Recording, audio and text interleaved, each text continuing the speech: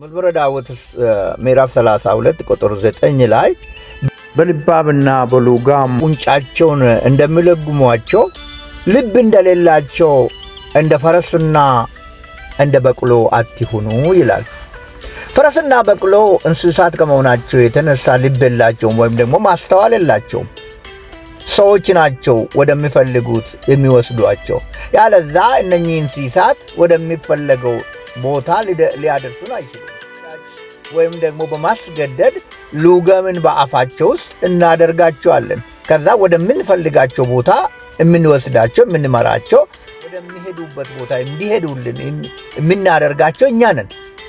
አስገድደናቸው ማለት ነው። ሉጋም ማስገደጃ ነው። እነኚህ እንስሳት ማስተዋል ስለሌላቸው ልብ ስለሌላቸው ገደል ሊከቱን ይችላሉ። ከዚህ የተነሳ ገደል እንዳይከቱን ወደ ሌላ እንዳይወስዱን አፋቸውን እንለጉማለን ማለት ነው።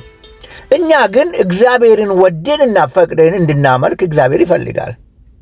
በግዳጅ ሳይሆን በማስተዋል በእውቀት በጥበብ እግዚአብሔርን በመፍራት እግዚአብሔርን እንድንከተለው እግዚአብሔርን እንድናመልከው የእግዚአብሔር ቃል ይናገረናል። እንደነኚህ እንስሳት አትሁኑ።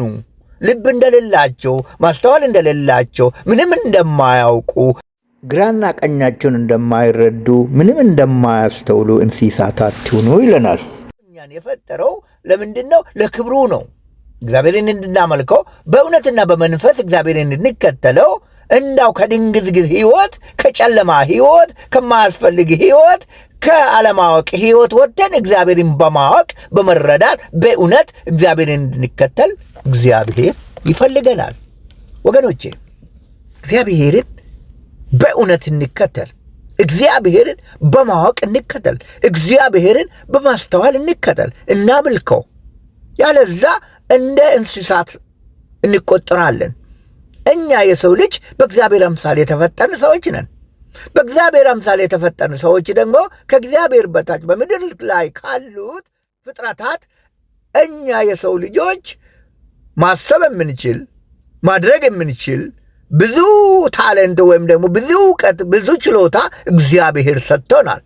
ስለዚህ በማስተዋል በእውቀት ልብ እንዳለው ሰው እግዚአብሔርን እንወቀው፣ እግዚአብሔርን እንከተለው እላለሁ።